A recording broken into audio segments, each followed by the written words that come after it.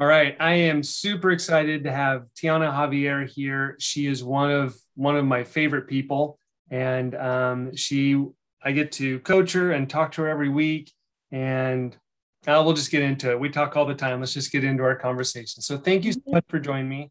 I appreciate it. Oh, thanks for having me.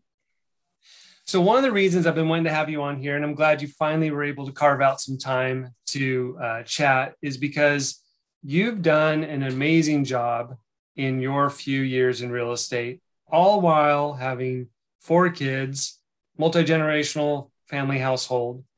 You moved from Oregon to Washington in that time. Mhm. You've just done an amazing job. Thank you. And to butter you up some more, I went and looked at your reviews. And here are just some of the things that were the keywords inside your reviews: professional, creative, work ethic, expertise, informative, knowledgeable, attentive, communicative, amazing, and she will fight for you. I will. I definitely will. You are a fighter. So I love the disc. And we talk about the disc a lot. And you're a high D, but you're also a high I and high S, which is an amazing blend. You get things done and you care about people. And I think that's what makes you one of my favorite people, is you care about people, and you're out there doing real estate the right way. And you've only been doing it a short period of time. When did you start? I started in 2017. So I had a 1-year-old when I started. Oh my gosh. I have two cats and I can barely manage them. Well, I have the total of 4 kids. So I mean, it was definitely a challenge in itself. And what got you into real estate? Well, they have that perspective that you make your own schedule, right? So I was like, oh, I can handle my own schedule, make my own bit, like I can handle my business. And I was thinking, I know a lot of people and I enjoy working with people. So I thought it would be a good fit. And I had heard it from family members that it would be a good fit in the past years prior. And I was like, yeah, sure. That sounds like a good thing. And when I finally did it, I found my home and I felt like, okay, this is my place. This is where I am supposed to be. It was really good. How different was actual real estate versus what you thought it was getting into it? And I think you have someone in your family who's a real estate agent, right? And a broker. Yes. So you Yes. had a little bit of insight from that, but how different was this from what you expected? It was so much harder. I'm not gonna lie. It was so much harder. There is a lot of tears shed. I will tell you that, a lot of tears shed, a lot of rejection. And I wasn't necessarily ready for the amount of rejection that I was gonna get. But my mindset is, for every no, there's a yes out there. So I'm going to just keep going. I'm going to keep going. It was a ton of rejection that I didn't realize I'd face especially in the first few years, like in the very beginning. It's a lot of emotion goes into real estate, a lot. And for me, no amount of studying could prepare you for the amount of rejection that you go through. So do you remember the first time you had that rejection that really just got you? Yes, I remember that. And what was that like? What was it? It was, um, it it was when I realized I put myself out there and I told everybody, hey, I'm in real estate. I'm in real estate. I didn't want to be a secret agent. And I made sure that everybody knew that I was not going to be a secret agent. I was taking every class, going out there and trying my best to get everybody to realize that I knew my stuff. And my loved ones, family members, and friends around me were buying houses left and right, and they weren't using me. And that rejection was the very first rejection that actually hurt, and it stung. But then I realized that it's okay. It's okay that they went with somebody else, because honestly, now that I'm in the mindset that I'm in now as an agent who's been in for a few years, I understand that. I understand that. And it's okay.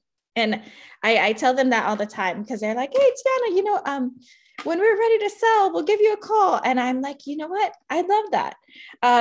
And that was the very first amount of rejection that I started getting. I did a program where we had to make calls to everybody in our cell phones, and we had to let everybody know that we were in real estate.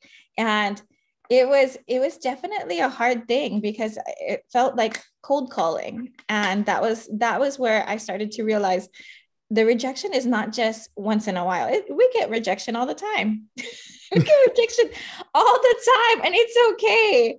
For every no, there's like a yes. For every so many no's, there's gonna be a yes. And I just have to keep going out there and looking for it. So it sounds like you did a lot of self-talk with I getting did. yourself through that. Yes, I had to.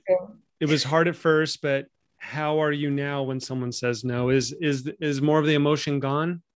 Oh, yes. So now when I get a no, I say thank you, because I'd rather have a no than somebody lead me on. Does that make sense? Of course. Like, no, okay, thank you for letting me know. I appreciate that. Like, I say thank you, and I genuinely appreciate the solid no, as opposed to let's work together and I'll disappear on you. Like, I'd rather have the solid no. There's that. What I find is people who are at the high level of whatever their field is that they understand things at just this crazy, I want to say level again, but that's not the right word. They just know things so much better. And there's that middle ground that's trying to get through it, whatever the subject is. And I think in sales, we watch TV and watch movies and hear people, and they think that the salesperson is the one who can sell refrigerators to an Eskimo, or basically selling things to people who don't want it. And the best thing that we can do is know who we aren't going to go after. And the top level people who really are good know who's not worth their time to go talk them into something. This idea that you can talk anyone to anyone, you can sell a house or whatever, it's not really true. So it's actually, you're right. Thank you. Thank you for telling me I'm not going to waste my time. And I can go give the service to somebody else. Yep. And I find that really with the no, it's not so much a deterrent anymore. I'm just like, okay, I'm ready for the next call. Let's do this. Like, let's move on to the next thing. And if we get caught up in our own heads, and especially in the beginning, if we get caught up in the no's, then we don't get to. It's one of those cartoons, right? Like, you're so close to the gold, but you gave up like an inch away. And so that's kind of how my mindset is, and especially starting off in this industry, is I could be so close, I won't even know if I give up now. We don't know. And so I'm just going to keep pushing, because we could be inches away from the next deal. We could just don't give up. And so that a lot of self-talk, especially in my first few years of real estate, a lot of self-talk. Even now, I have to tell myself, okay, I remember this feeling. Let's just keep pushing at it, and we're going to get through it. I don't know if you and I've necessarily talked about this specifically, but there's a power in labeling things. And when we label someone saying no as rejection, that's not real rejection. Real rejection is something a lot bigger that you may have experienced in your life. And I know other people have. And the story that I always tell is I heard from a real estate agent and he gave this as a talk. So he's very vulnerable. And he said his mother at 5 years old said, "You can't call me mom anymore. You're going to call me Mrs. Johnson." And he's like, that's rejection. Someone saying no on a phone you've never met. And when we label it rejection, which is a horrible thing, it's not a horrible thing. And I think that's partly what you're saying too, is you've changed the meaning of it. And no is often not now. It's not necessarily no. It's in this time, in this circumstance. Okay. It's almost like I see it as a release. Okay, you're releasing me to go work with somebody else. Great. Thank you so much. I appreciate you letting me know. I will touch base back with you in a few months and see how things are going. Thank you. And it's just a release. And so I see it now as, okay, they're releasing me to go on to the next thing. And I love just knowing, just the fact that you're letting me know. I can appreciate that. Thank you so much. And it is, I say it with genuine gratitude, because you never know you could hear a maybe, and you're working 10 hours on this maybe, and really it was a no from the very beginning, and you could have been working that 10 hours on something else for someone else, serving someone else. And so that was kind of my mindset as I learned and I grew in what we do here in real estate. I had to learn how to release things, and the no sometimes is a release. And I think you kind of mentioned this. You still do the self-talk, which Yeah. it's a constant thing that we work with. It's our brain. It's Mm-hmm. never one and done. It's a constant thing to keep ourselves going down the path we want to go, right? Yes. Constantly reading, constantly learning, constantly growing. And it's one of those things where everything is constantly changing. So we have to keep learning to grow with the change. And especially now more than ever. So you're 4 years in. Mm-hmm. How did your first 6 months in real estate go? Oh, I remember wanting to curl up and cry under the table. I had 3 sale fails in 2 weeks, and I'd put all these deals in escrow, and I was a part of a team. And I remember my very first deal. I did it on my own, and it was amazing, and I felt like I was on fire. And then I joined the team and I put deals in escrow, and then all of a sudden they started crumbling underneath me, and I wasn't in the mindset of it's okay, we're going to move on to the next. It's okay, we're going to find the next house. It's okay, we're going to have to release this transaction and find something better. Something better will come along. I wasn't in that mindset yet. And so I honestly felt like I wanted to curl up in a ball and hide under my desk and just not say it out loud that I just lost 3 deals. I felt horrible. And I would go home feeling horrible. And I didn't want that feeling. I remember saying it out loud, like, I can't keep having these feelings. It felt like I was failing, even though it wasn't me who was failing. It was a sale that failed. Right. So it was a lot of learning and growing from those situations. And now when I have a sale fail, I look at it a little bit differently as, this failed because of the inspection. And we could be saving our clients time and money. So it's okay that we release this back and move on to the next property. And I tell my clients the same thing, because it is such a stressful time, and they're so stressed out and terrified, especially when I work with first-time home buyers, and they're like, can we walk away? Yes, you can. And I'm going to give you every opportunity to where you can walk away, and I can protect you.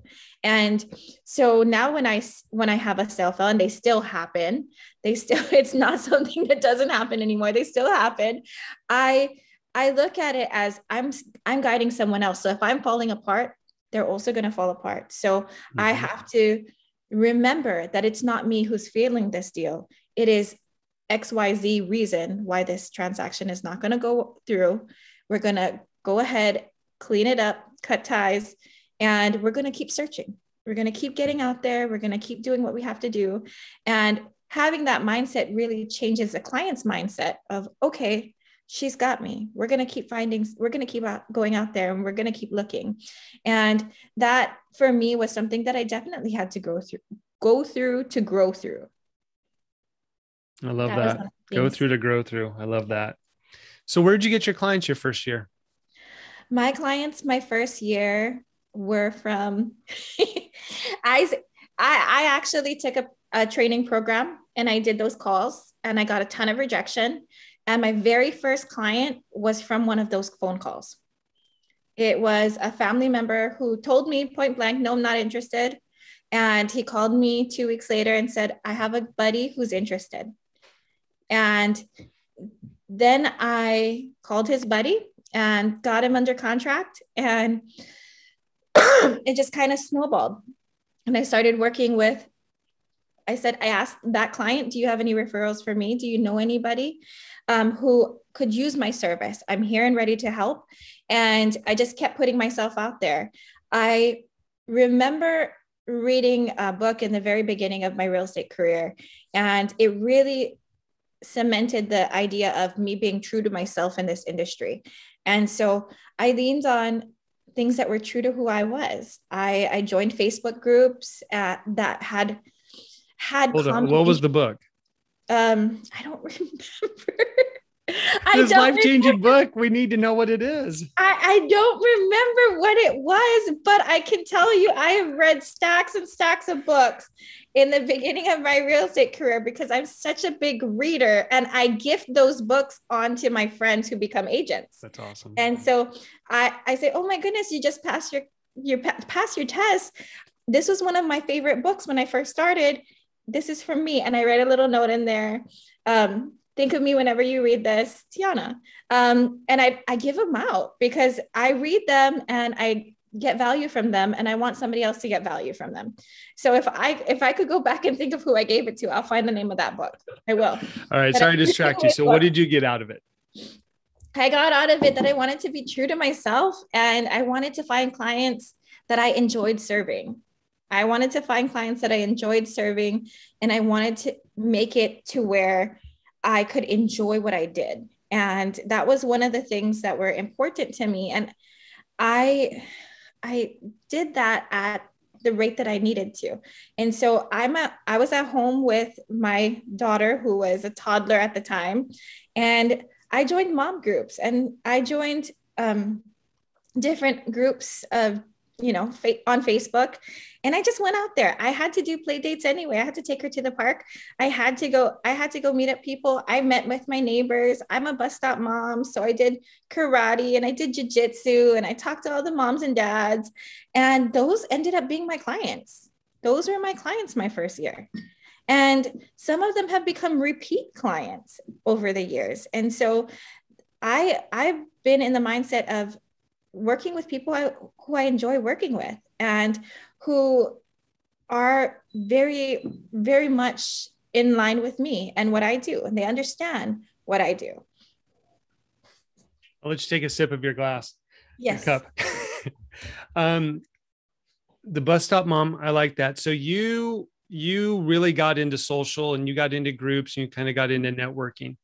Mm-hmm. A lot of people have an issue with making friends, or, getting outside their comfort zone. You're one of those people. You walk into a room, you light up the room. You got your big smile, you got your laugh. You love people. I do. That is very much a part of my DISC profile. So we can't be you, but we can model you. What is your mindset when you walk into a new room of people? My mindset when I walk into a room of people, it really does depend.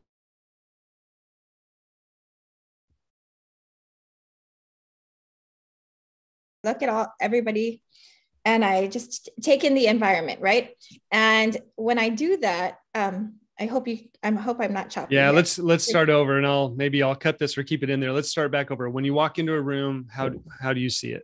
Okay, so when I walk into a room, I look at the area, and I always go in with a smile, because you kind of set the tone, right? You set the tone when you first get in. And so I go in with a smile, and I'm always super open-minded. And if I see somebody great, I say hi. But most times I will look at who's alone in the room, and I'll go say hi, and I'll compliment them on their shoes, or I'll compliment them on, their shirt. Oh, what a nice shirt. How are you doing today? And they smile back at me, and then we get into conversation. And then, that's kind of my goal, is to open something that seems closed. Like I don't want to go and just submerge the group and penetrate the big group. I actually will go and say hi to the people who are waiting in the corner. Like, I don't know who to talk to, what's going on here. And that's kind of my thing, is like making this group. And so, I introduce one person to another person. Hey, did you know so-and-so? And then it becomes a creature of its own, right? It becomes a creature of its own. And then everybody's in the big group, because you're now bringing one person in, introducing them to another person. And I've always been that way. I've always been the person that I'm not going to just dive into the big group that's just all clustered. I'm actually the person that's going to say hi to the person nobody else is talking to. I actually will do that. I actually have done it at my last networking event. I saw somebody sitting alone on the couch, and I was like, hey, how are you? And she was like, I'm good. Do I know you? And I was like, I really like your shoes. And then so she and I started talking about shoes, and then it started growing into a bigger group. And I introduced her to my lender, and my lender introduced us to another agent. And then we just all became a big group. And that's what happens when I walk into a room. So that was more tactic, which I appreciate because we all need good tactics. But so let me give you the mindset because it's so natural to you. You're not thinking about it. So we have a mutual friend that you've gone to things with, and she's like, oh my gosh, Tiana just goes and talks to everyone. And I'm sitting back here going, so the mindset of a lot of the higher S's, now you have a lot more I than maybe the S. The S is worried about, maybe they don't want to talk to me, or maybe I just don't know what to say to them. Or maybe the big thing with an S is I'm afraid I'm bothering someone. And that's what holds back. So when they walk in, they're like, oh my gosh, I don't know who to talk to or how to talk to them. When you walk in, I want to meet, like I have a friend who's like you. He collects people. That's his thing. He wants to collect people. He wants to pull more people into his sphere. So what would you, as that thinking of the room and how the people are in which you, Oh, yes. Oh, so I'm guilty of collecting people. Recently we went to Arizona, and I collected a whole group of people, and we went out to dinner.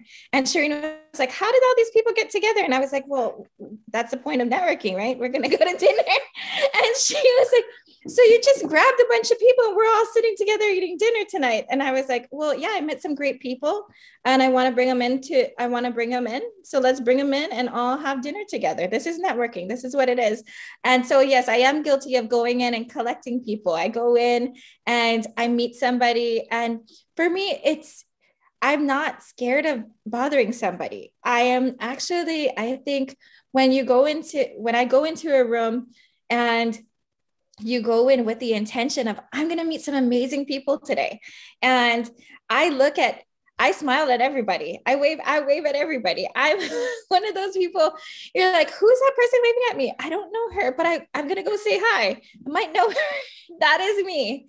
I'm like, oh yeah, I don't know you, but I wanted to say hi. So I am one of those people who thrive. It gets me excited when I meet new people. And oftentimes when I meet new people, you never know who could be your biggest asset. You never know who could be your best colleague. You never know who in the room can make a difference in your life. You don't know these things.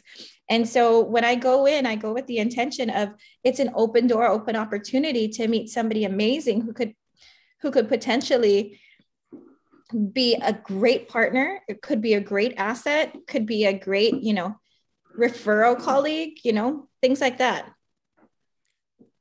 Someone once said that, how they phrase it, it's that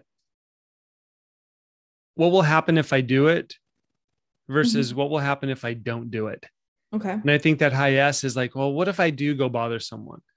And what if you meet someone great? What if you really add to their life? And I think that's what you're doing, is you're going in and adding a little ray of sunshine to their life at the very least, if nothing else. Well, at the very least, if nothing else. And I actually had a call. Our mutual friend asked me, like, what do you say to people you don't know? And she's like, you just go in and you just all of a sudden are friends, and you guys are on Facebook together now. You're all of a sudden besties. What do you say to these people that you don't know, that you're meeting for the first time? How is it that they just connect with you? And I said, well, I don't necessarily have a script when I'm meeting somebody for the first time. I just go, and I go with that intention of, I'm going to go meet somebody great. And are you that somebody? Awesome. Great. Let's connect. Let's connect and be each other's resources. And, when you go in with that mindset, not everybody is accepting of it. Some people are like, don't want to know you. But again, it's not the no that's rejection. It's a no that's releasing me to move on to the next person.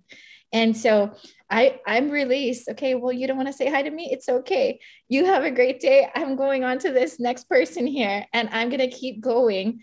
And I do set a goal sometimes when I go to these events, is I'm going to meet 10 amazing people today. And I tell myself that in the mirror before I leave. I'm like, I'm going to meet 10 amazing people today. And I sometimes have people who are like, yeah, I don't know how you're going to do that. This is an event with 300 people. I don't know how you're going to meet 10 amazing people. And I said, well, you watch. I'm going to meet 10 amazing people and I'm going to walk away with so much value and so many new relationships that I'm going to make the most of this event. I'm going to make the most of this event for me because that's what I'm here for. And, at the end of the day, if I hit that 10, then I feel accomplished. If I hit 12, I feel even better. If I hit 9, then I know I tried. And, I go back and I get 10 the next day. And so that's kind of the mindset that I have when I go into a room, especially when it's a business networking event, is I'm going to go in with the mindset that I am going to bring value and I am going to build value and I am going to build relationships. And same with like, I go in and meet a client. You set the tone for your appointment. You always have to keep that mindset of, okay, I'm going to go in and meet this client for the first time. I could go in, I could go in and be intimidating, or I could be really friendly and I could be welcoming. And it's in my nature to be that welcoming person. And comes down to my roots and where I'm from. I'm from Hawaii. So I want to hug everybody. I want to smile at everybody, but COVID has not made that easy. Right. So I've actually started in the very beginning of the pandemic, I have my mask, right? But I also, since I can't hug anybody, I do like a little shaka and I'm like, hey guys, and I'm smiling under my mask, but you might not know it, but I'm so excited to meet you. And I hope, I would hug you if I could, but that's not allowed.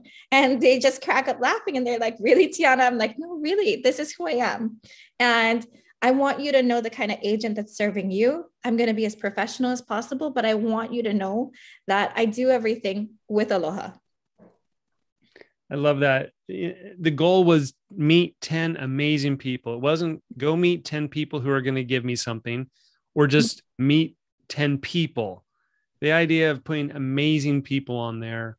Mm-hmm. I love that intention. I love because what you focus on expands, right? Yep. So I really, really like that. So we met at a training. Yes. So we were at a table of how many people? 8? I think our table got smaller and smaller as the training went on. And yeah. Someone dropped out, someone went somewhere else. But it was, I think you and I sat together on the first day. I think you were next to me. Mm-hmm. And I think, so that was what, a year in? So that was like March of 18, right? Yes. March of 2018. I was almost a year in. So we connected because I saw you as a new agent and I love new agents and I like trying to help new agents. But it was, you were engaging, Zoe was engaging, but really no one else at that table was really engaging and trying to do anything other than just be there, it seemed like, which may be unfair. That was 3 years ago now, but that's just kind of what it felt like. And you and Zoe, I'm still in contact with you a little bit more because Zoe's moved a couple of times. Oh, yes. I'm still in contact with her as well. She's awesome. And she was one of the amazing people that I met during that training, right? Like you go in with the intention of meeting amazing people. And I still have relationships from that training because I went in with that mindset of, I'm going to meet some amazing people and it's going to be life-changing. And people to this day still ask me like, hey, would you recommend that training? I said, well, it all depends on how you go in. Yeah. It all depends on how you go in because I am still reaping the rewards of that training because I made some amazing relationships with people like you, Mike. Thank you. See? How many pending deals did you have at once earlier this year? I've had 12 at one time. Okay, that's painful. It was stressful. It was stressful. And I had remind you, let me take you back to everything else that I do. So I had 12 transactions in escrow at one time. And then I have 4 kids, 2 dogs. My husband works out of town and my father-in-law living with us. And it was just a lot going on. It was really a lot going on. So this is your 4th year in real estate. Yes. You had that many pending. And this is all from your networking and social and no paid ads. No paid ads. No cold calling people you've never talked to. No. This is just you building a network. Yes, me building the network. And at that time, when I had those 12 pending, I'll remind you that my social media was hacked. And so That's right. I did not have access to social media at that time. And I actually had agents who are my referral partners calling me saying, Tiana, I'm sending you referrals and your social media is not up and running. Where do I send it to? And I'm like, I will take it. Give them my give them my phone number. I will take it. I will work this. Don't worry about it. I will get the kinks worked out of my social media and we'll start running. So I mean, yes, it was just from my networking, from past clients, from referrals, from colleagues, just a sphere that I work with. How do you manage 4 kids and a very thriving real estate career and family and smiling and still doing fun stuff? I always say it's a lot of coffee and a lot of coffee and a lot of time management. So I love to make sure that I am responding to emails. I am always that person, but I don't, I set times for these things. And I learned that when I did activities like the perfect day and, what I wanted in my perfect schedule. And so I have a calendar board in my hallway for my kids' schedule, so that they're all on the same schedule. I have a Google Calendar that I put in my appointments on my schedule. And then I also make sure that everybody is aware of everyone else's schedule. And so, say, for example, yesterday, I was coming back from an appointment and I couldn't make it in time for the after school pickup. And my kids are such a broad range. And so I call and ask for help. And that is a perfect example of where I'm at in my life in general. If I can't handle something, or if I have something that conflicts with my existing schedule, I call and ask for help. If I have a vacation planned and I have an inspection that comes up, I call and ask for an agent to be present at my inspection. If I have something else happening, I will reach out and say, hey, can you show this home to my client today? I'm on the other side of town and I'm doing this. I have another appointment. Is it possible? I call and ask for help with my family, with my kids, with my career. It's just a matter of reaching out and raising your hand and saying, hey, I need help today. And knowing where to ask for help from. I mean, we have this, for me at EXP, I have this amazing network of people that I know who I can ask for help. And if I don't know, I say, hey, who do you know who I can reach out to for help today? For instance, I am going to be in Alaska and I won't be able to be at the inspection. So is there somebody that you know that I could reach out to that can sit in on this inspection for my clients? And that's how we get through it. That's one of my favorite things about being in real estate, is having a network of people that I know I can reach out to if I can't be there that day at that time. There's only one of me and I can only be one place at a time. So if I could reach out to somebody who can open a door for me or sit at an inspection or what have you, I am going to go ahead and do it. I'm not afraid of that. Was it hard the first time that you asked someone to help you with your clients? Because high Ds don't like to give up control and they're the only ones who can do it right. So did you have some trouble with that?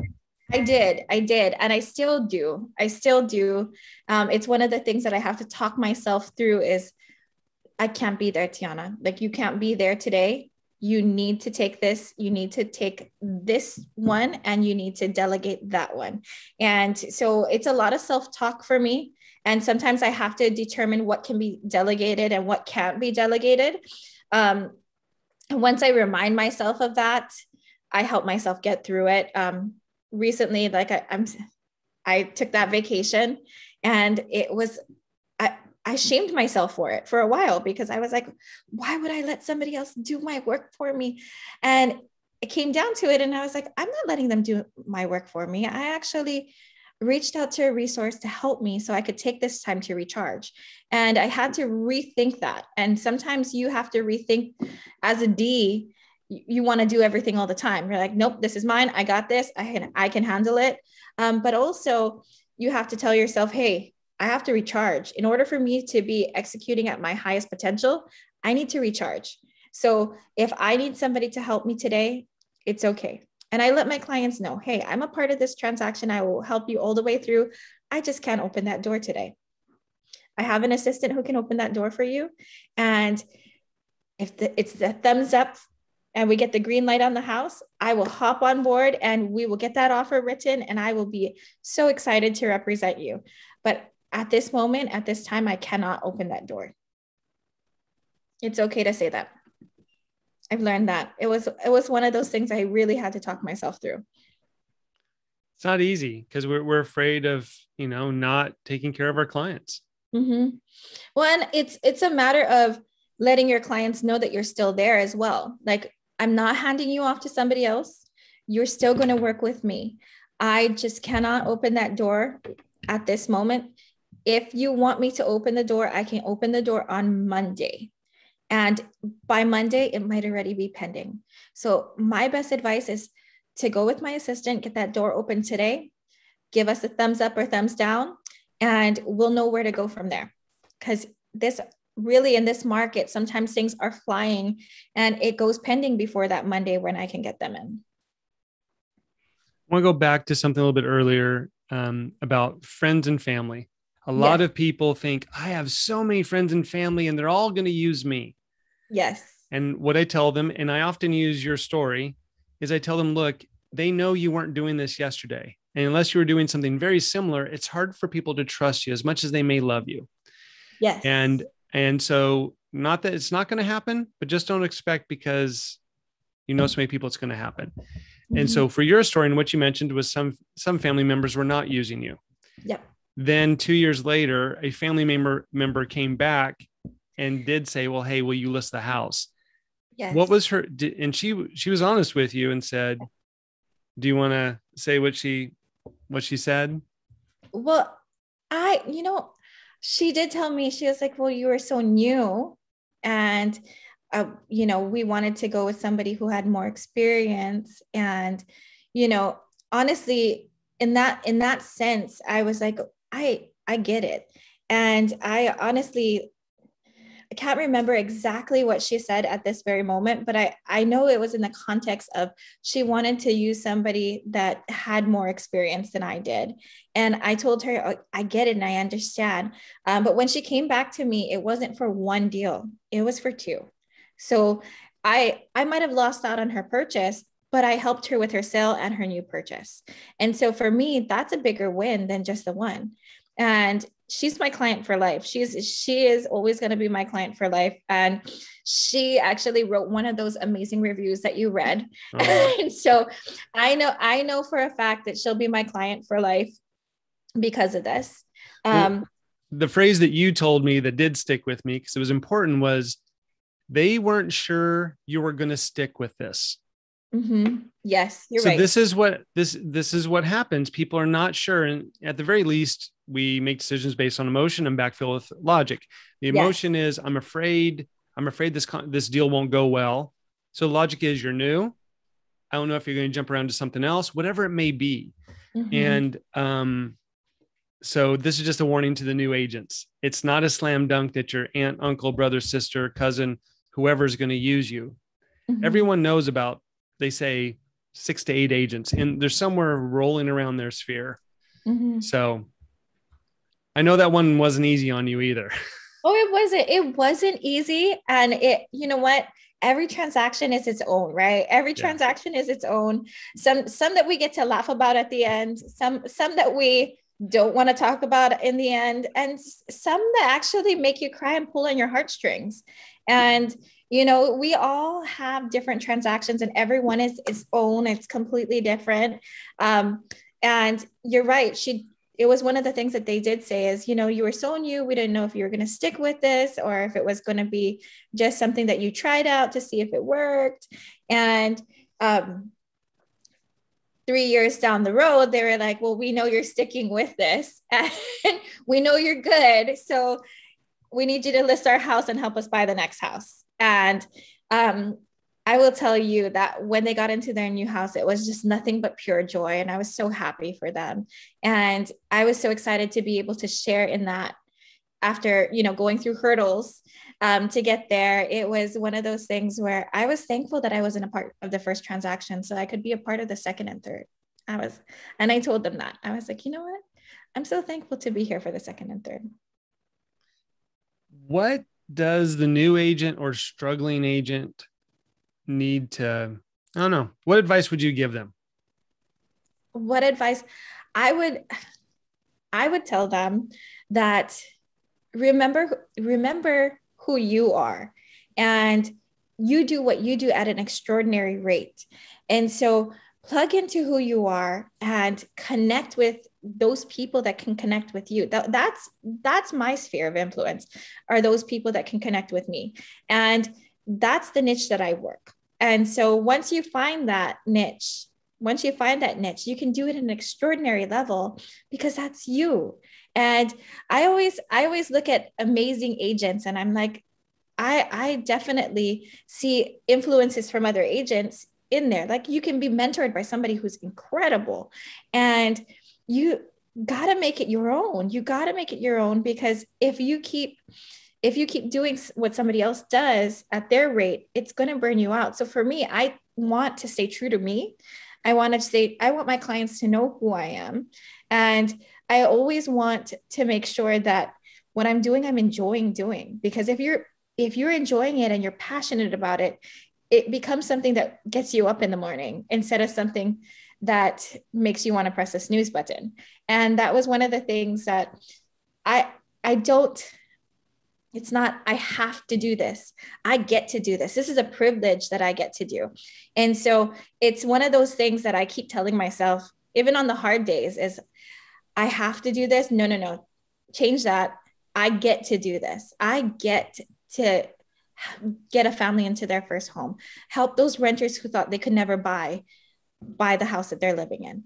I get to have that honor. So I'm thankful for it. And when you change that mindset from I have to do this to I get to do this, it makes you feel like a different perspective. And so if you're a struggling agent and you're being mentored by somebody amazing, just remember that you are still you, and you have to do what you're passionate about. And when you have your passion, it gets you up in the morning and it gets you excited about going to work.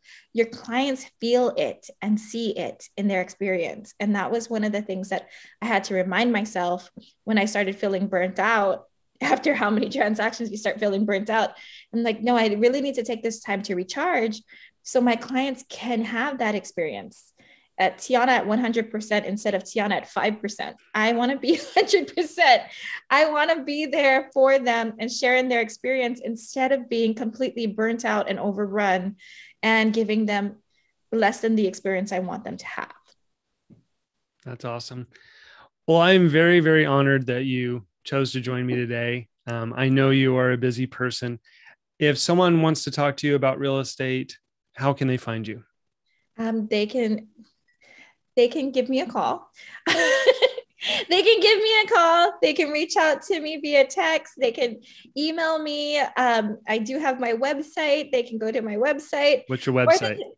I have an EXP website, and I'll give you my credentials, or they could even reach out to me on socials. So I'll give you my social media information as well. Do meet a lot of people through social media, and I've made some of my greatest friendships and some of my best colleagues have come from social media. And so don't be afraid to reach out in any type of platform. Call, text, email, social media, whatever works best. I think being very open-minded about meeting new people, that's something that comes naturally to me. So don't be afraid to send me a message. I'm not terrified of messages. And so that's the best way. I mean, whatever works. I use multiple platforms. And so just Google Tiana Javier. If you're just listening to this on the podcast, you'll find her. Yes, you can find me. You can find me if you Google me. LinkedIn is one of my favorites. So if you find me on LinkedIn, you can see what I've been up to. And you can find me on there. All right. Well, thank you so much for joining me. I think we'll probably do this again sometime down the road. Yes. Thanks, Mike. All right. Bye. Bye.